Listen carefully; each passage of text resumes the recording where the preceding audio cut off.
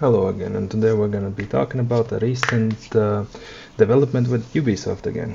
They're always in the spotlight recently. So let's start.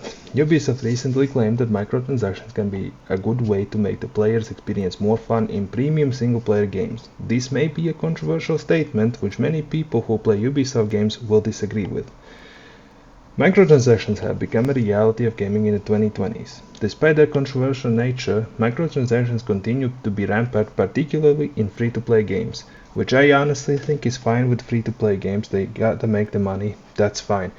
My personal issue is when they think microtransactions to the way Ubisoft is doing is in premium games, $80 games. But let's continue. Reports from earlier this year indicated that 58% of the revenue made from PC games in 2024 was from microtransactions, with titles such as Call of Duty, Black Ops 6, Roblox, and Fortnite leading in spending. In Ubisoft's case, however, the publisher often adds microtransactions to its single-player games too. And that is where is my issue. As mentioned there, Fortnite and Roblox are completely free-to-play games. You can enjoy the game from start to finish without spending any money at all. Well, Fortnite's not really a finishing game, it's just playing whatever certain Roblox games you can finish. But Black Ops 6, you usually would spend money on the game itself and it has microtransactions. Except maybe the Warzone mode, I haven't really kept up with all of that, with Call of Duty dropped it a while ago. So, how is it that microtransactions can be a good way to experience more fun in premium single-player titles? It's not like you enjoy your drive more if you spend more on your gas. I don't know. This is completely ridiculous to me. But this also proves the point that still the Ubisoft is out of touch with the player base.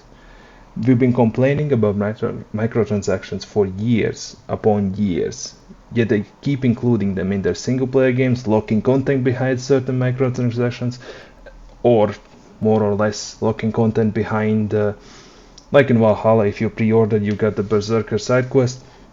Yeah, that is completely ridiculous to me. There shouldn't be any content locked behind like pre-order purchases or anything. It is the situation, but it is what it is. Now, this statement, along with enjoying more if you spend microtransactions, it's utterly ridiculous. They're so greedy nowadays that all they can see is how we can milk players for more money. I mean, if you want to bankrupt your company completely, go ahead, continue down this line.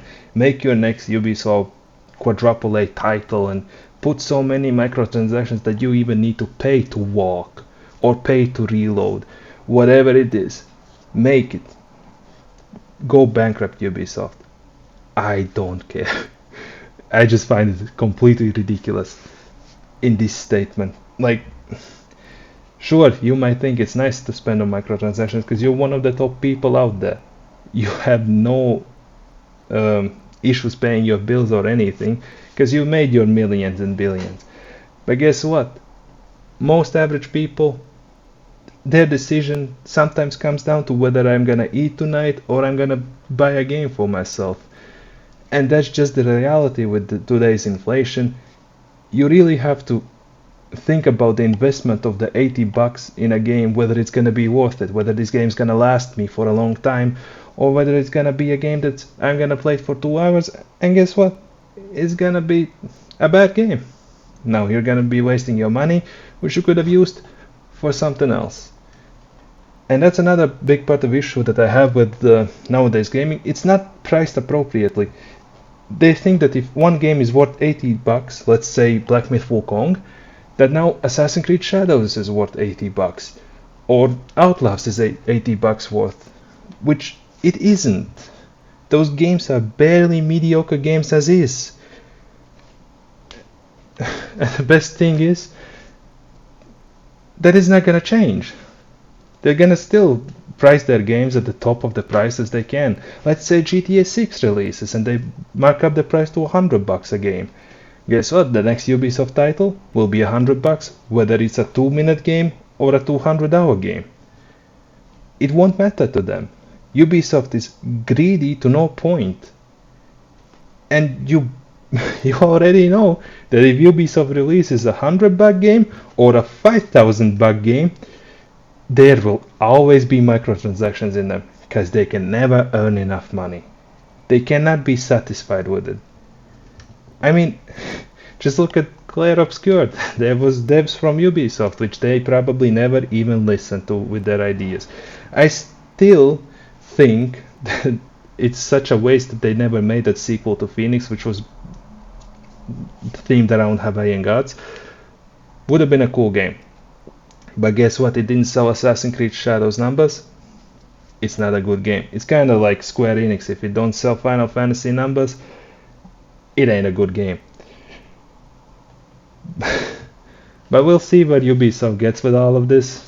At the end of the day, they now have the side company with Tencent, where Eve's son is now co-CEO there. So we'll see whether that company is going to be any good or it's going to just produce the same slop Ubisoft's known for these recent years. And Ubisoft also stated that now Ubisoft has revealed part of the reason why it continues to add microtransactions to premium games is in its most recent annual financial report, spotted by GamesRadar. According to Ubisoft's CEO Yves Guillemot, sorry if I'm butchering the name, microtransactions make the player experience more fun because players can personalize their avatars or progress more quickly. The CEO also stressed that microtransactions are always optional, indicating that gamers who don't like them can just ignore them. Which is certainly true, you can ignore the microtransactions, but you have also invented a problem that shouldn't exist in the first place, like double EXP. No reason for it to exist. It should be just standard to begin with, instead of, look, there are time savers, you can get 2 times money or 2 times EXP, which speeds up your process. Now guess what, it's a problem you fully invented so you can milk out more money from your fans or your player base in general.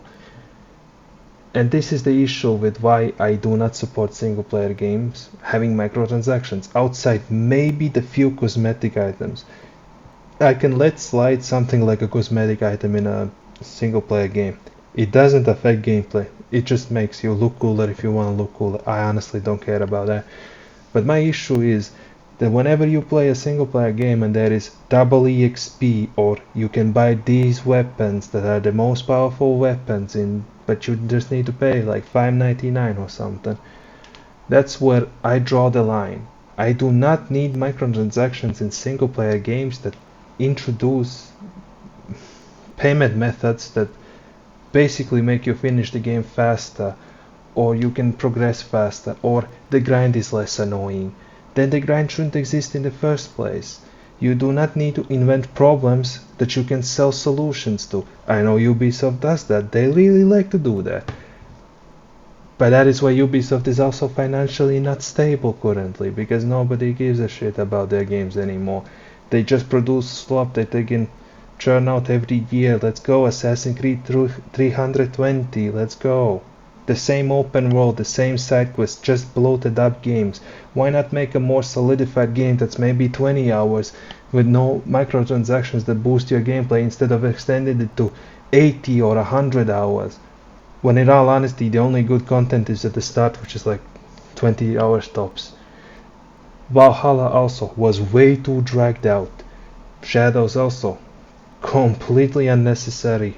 They really messed up with Shadows themselves, saying it's historically accurate even though it's not historically accurate, but that's an issue in itself. Alright, I'll see you guys next time.